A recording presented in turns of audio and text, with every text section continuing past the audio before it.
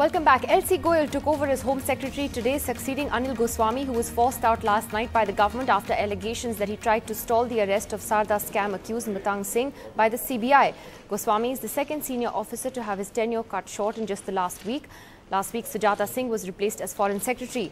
The decision to ask Mr. Goswami to leave is being seen as a no-nonsense message by the Prime Minister, who immediately decided to act after hearing about Goswami's alleged misconduct. So will this strong message that the PM is sending out to the bureaucracy work? Is this the kind of shake-up that India's bureaucracy needs? We have Vikram Singh, the former DGP of Uttar Pradesh, joining us here in the studio. Ashok Malik, a commentator and a columnist here in the studio also. And Sambit Patra and Randeep Surjewala still with us. Ashok Malik, to you first. There have been a spate of now... not just there's been the DRDO incident, Avinash Chandar, Sujata Singh, now the Home Secretary. Just now we're getting news that the Agni 5 missile program director has also suddenly been moved out, and he's complained to the MOD alleging that he wasn't informed and that he's been victimized. Now, how do you look at this? What is the message that the Prime Minister is really sending to the bureaucracy here? You spoke about Sujata Singh being moved out as Foreign Secretary and about the Home Secretary. The Home Secretary being removed immediately after that. I think these two issues are not comparable. Or the case of Avinash Chandra is not comparable. There was no... There were different contexts, yeah. No, there was no question of impropriety or no charge of impropriety against Sujata Singh or Avinash Chandra. They were moved out because the government felt, in its wisdom, and it has a right to, that more competent officers were available to take their jobs. In the case of the Home Secretary, there is a charge of gross impropriety against him, trying to prevent the arrest of a person who is accused or needs to be questioned and investigated in a corruption scandal. And this is not the first such accusation against the Home Secretary. With due respects, there are accusations against him going back to even the time of the elections, before this government took over. In fact, even last year. To April, March or April last year, when there was talk about him lobbying for his wife to become a judge. This is all part of gossip in Delhi, is part of newspaper reports as well. It's not a state secret. And many felt he should perhaps have been removed earlier by the government. In fact, if critics of this government could do well to ask Mr. Modi why he wasn't moved out earlier, if he was under such a cloud. So the two aren't quite comparable, but yes, Mr. Modi has shuffled the bureaucracy. Even last week, a lot of bureaucrats were shifted. He's clearly demanding performance. But the case of the Home Secretary is not just demanding performance, it's also demanding certain ethical standards. You know, I think, Mrs. Singh, that what happened with the Home Secretary, would you agree, is an important message that was sent out? I mean, the moment there was a whiff of impropriety on his part and misconduct on his part, he was sent off. Many people say today that under the previous government, maybe that wouldn't have happened and they would have dragged their feet. Here, they acted quickly, they acted swiftly, and they took action. And that's being welcomed by a lot of people. This is what was required. In fact, the unjustified intervention by the Home Secretary was totally uncalled for, and I think it will help matters, in fact, resurrecting the image of the caged parrot. And his intervention in the case of a person accused of very serious financial crime, he should not have done that. It was an impropriety of the highest order. And to that extent, what the government has done needs to be welcomed. Okay, so you would, but where do you have the concerns then? I have my concerns in the sense that the large-scale action that is taken against senior officers, in fact, it would have been more prudent perhaps to given them the option perhaps to take the exit route out rather than to have them thrown out. At that level, perhaps the signal to be given, we will have to have some decorum and decency rather than to be absolutely brutal. Who do you think was brutally dealt with among all these examples? I would say the Foreign Secretary was one. But she was given an option to take another post. She didn't take it.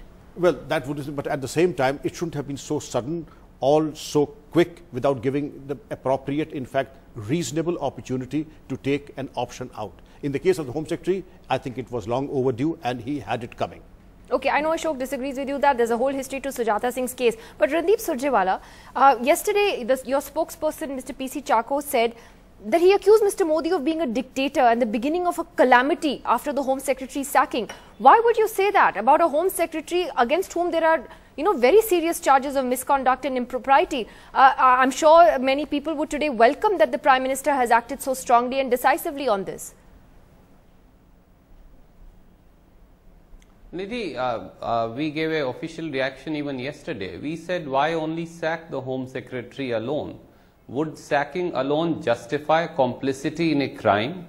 If Mr. Goswami is guilty, and if Prime Minister and Home Minister believe him to be guilty, then it's a fit case where he should be criminally charged for criminal conspiracy under 120B.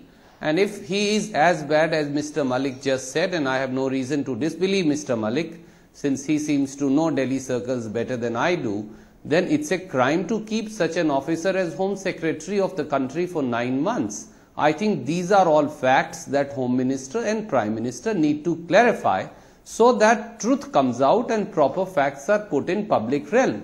If a Home Secretary is found to be indulging in protecting criminals, he should not only be sacked, but a criminal case should be lodged against him so that all others get a clear-cut, precise message. And I am sure others, my co-panelists would agree. But the important point of concern which Mr. Vikram Singh raised is this. When Mr. Modi came in, he came in by assuring the bureaucracy at large that they are free to discharge their duties freely and fairly.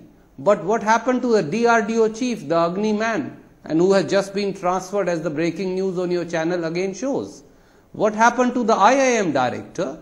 Why was he removed? What happens to a career foreign secretary?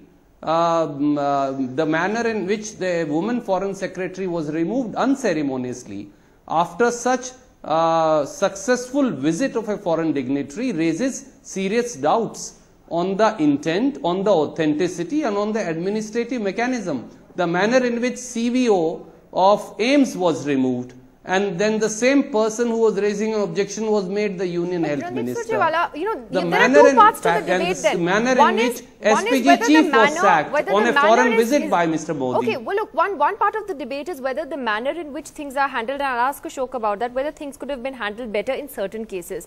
But the other part of it is, frankly, as Ashok said, it is the prerogative of the Prime Minister, it is the prerogative of the government. Manmohan Singh also changed the Defence and Home Secretaries when he came as Prime Minister in 2004. So it is, when a new government comes in, it is a prerogative that they have. In Sujata Singh's case, frankly, she was sounded out much before the decision was announced. She was given an option to take another position. She declined it, and she has said herself that she decided to, retire early. So what's the problem with that? Why make this about her being a woman foreign secretary, as you said? Nidhi, yeah. No, Nidhi, I would agree. Governments normally would have such prerogatives. After all, that's what administrative efficacy is. But look at this. Prime Minister sacks SPG chief while on a foreign travel. Was it only because his wife filed a RTI? Prime Minister removed Finance Secretary in a similar fashion. And this government has not just come into power, it's been here for 9 months. You do summary sacking of senior officers of DRDO, CVOs of AIMS, IIM directors, Ashok Malik wants to foreign briefly come and then I'll come to Sambit. Finance secretary. I think Sambit is tired because he's not intervening. I'm going to ask him if he's okay. Keep saying officers were removed unceremoniously. Yeah. What is the ceremonious way of removing an officer? When Manmohan Singh came to power in 2004, within days, not months, Ajay Prasad was removed as the Defence Secretary. Anil Baijal was removed as Home Secretary, and Kamal Pandey was removed as Cabinet Secretary. Within days, without giving them a chance. And the government was within its rights to do so. In the case of the Home Secretary and the Finance Secretary, and many people felt they should have been removed much earlier, they were given months before the government decided they were incompetent or not competent enough and removed them.